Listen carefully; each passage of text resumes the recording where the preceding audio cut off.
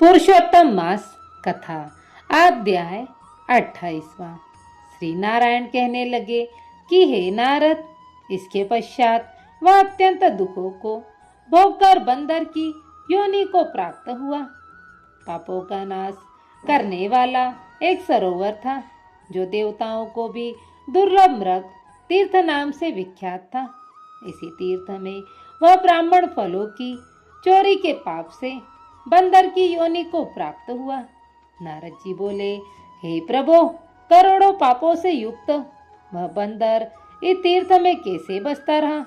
श्री नारायण बोले, चित्रकुंडल नाम वाला कोई वैश्य था। उसकी स्त्री तारक नाम वाली थी।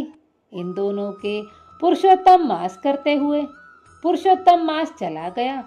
पिछला दिन आने पर स्त्री सहित चित्रकुंडल ने अत्यंत प्रसन्नता के साथ उद्धापन किया और उद्धापन कराने के निमित्त स्त्री सहित वेदांत को जानने वाले ब्राह्मणों को बुलाया। हे नारद, वहां धन के लोभ से कंधारिया ब्राह्मण भी पहुंच गया। जब उद्धापन विधि समाप्त हो गई तो चित्रकुंडल वैश्य ने उन स्त्री सहित ब्राह्मणों को अत्यधिक दान दे प्रसन्न किया। उसकी बहुत सी दी हुई दक्षिणा से ब्राह्मण अति प्रसन्न होकर अपने अपने घरों को चले गए। परंतु अत्यंत लोभी वह कंदर्व रोता रहा। उसके आगे आकर खड़ा हुआ और विनय से नम्र होकर अति गदगद वाणी से चित्रकुंडल से बोला, हे चित्रकुंडल, वैश्यों के पति आप इस समय कथार्थ हो।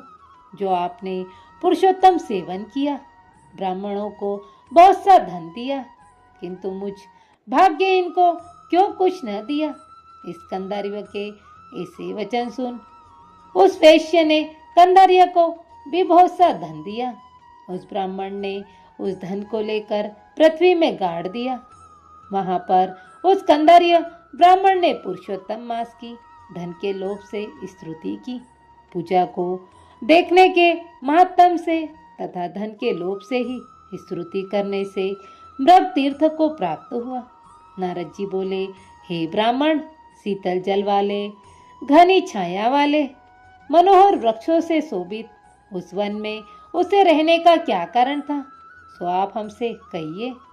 श्री नारायण बोले, हे नारद, जब रामचंद्र जी ने समुद्र में पुल बांधकर रावण का वध कर दिया तो रावण के मारे जाने से ब्रह्मा, शिव, इंद्रादि सब देवी देवताओं ने प्रसन्न होकर रामचंद्र जी को वर मांगने के लिए कहा।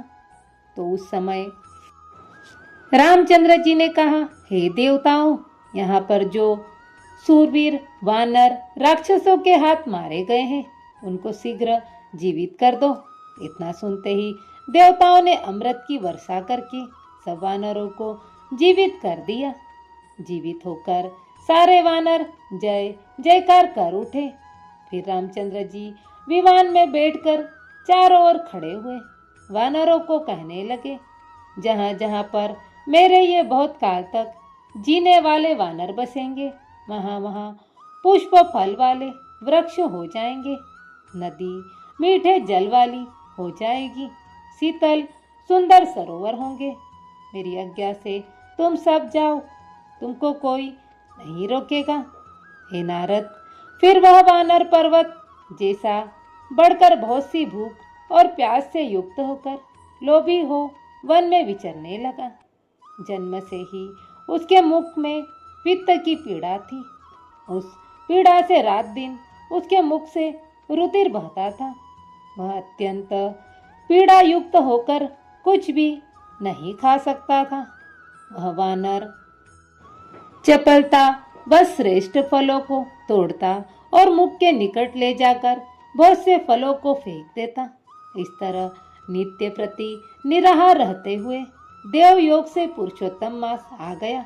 उसमें भी वह उसी तरह शीत वायु आदि से पीड़ित रहा।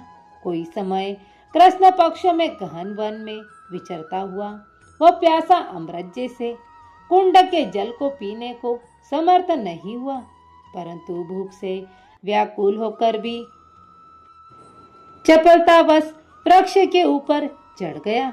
एक वृक्ष से दूसरे वृक्ष पर जाता हुआ कुंड में पड़ गया और 5 दिन बाद मृत्यु को प्राप्त हो गया। तभी एक विमान वहां पर आया जो नाचती हुई अप्सराओं और सुंदर गाते हुए गंधर्व किन्नरों से सुशोभित था।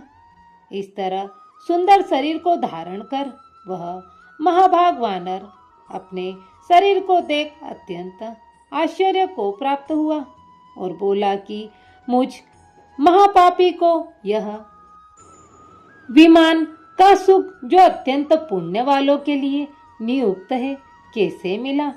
मैंने सुकृत किया ही नहीं जिससे मैं हरि के स्थान को प्राप्त होऊं।